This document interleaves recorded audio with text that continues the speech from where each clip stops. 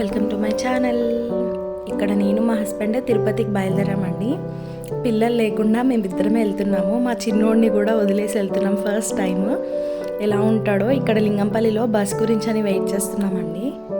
చాలా లేట్ అయిపోయింది. ఒక 30 to 40 minutes వెయిట్ చేశాక బస్ రాగానే ఎక్కేసాము. స్లీపర్ బుక్ చేసుకున్నామండి.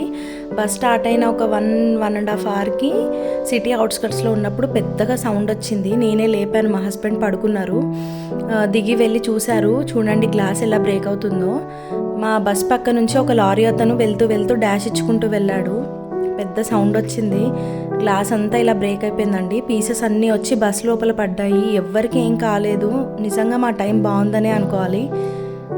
ఇక్కడ డిన్నర్ గురించి అని ఒక ధాబా దగ్గర ఆపారు బస్ వాళ్ళు. సో అక్కడ డిన్నర్ చేస్తున్నాము.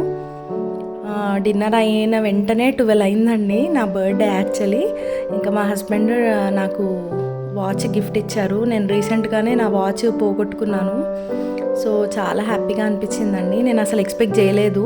ఎందుకంటే బస్లో జర్నీలో కదా, తను పెద్దగా ఏం షాపింగ్ చేయలేదు. ఇద్దరం కలిసే ఉన్నాము. తనకు టైం కూడా లేకుండే. ఎలా తీసుకొచ్చారో మరి. మార్నింగే తిరుపతి రీచ్ అయ్యామండి. 8కి అలా వచ్చేసాము. అండ్ రాగానే ఇక్కడ బస్ స్టాండ్లో తిరుమలకి వెళ్ళాలి కదా కొండపైకి. సో ఇంకో బస్ ఎక్కాము. మా హస్బెండ్ టికెట్ తీసుకోవడానికి వాలెట్ ఓపెన్ చేశారు. సో నా చిన్నప్పుడు ఫోటో కనిపించింది. అండ్ కొండపైకి వెళ్ళంగానే ఫస్ట్లో ఈ వ్యూ చూసిన తర్వాత ఎంత ప్లెజెంట్గా అనిపించిందో. ఆ రోజు ఇంకా నా బర్త్డే కూడా ఉండే కదా. సో వెంటనే ఫాస్ట్గా రూమ్లోకి వెళ్ళి రెడీ అయిపోయి అండ్ కొన్ని పిక్చర్స్ తీసుకున్నాము. ఎందుకంటే దర్శనం అయ్యే వరకు ఎంత టైం పడుతుందో ఏమో అని ముందే కొన్ని ఫొటోస్ దిగేసాము. దాని తర్వాత పొట్టు పెట్టించుకున్నారు మా హస్బెండ్. నేను కూడా పెట్టించుకున్నాను.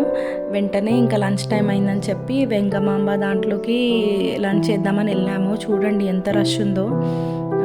ఎగ్జాక్ట్లీ 1 o'clockకి మేము లంచ్ టైం వరకు వెళ్ళాం కాబట్టి ఇంత రష్ ఉంది.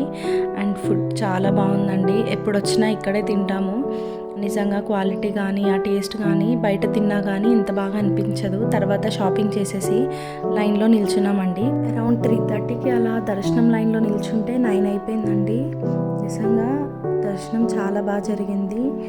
2025లో నా బర్త్డే తిరుపతిలో జరిగిందని నాకు ఇప్పటికీ గుర్తుండిపోతుందండి.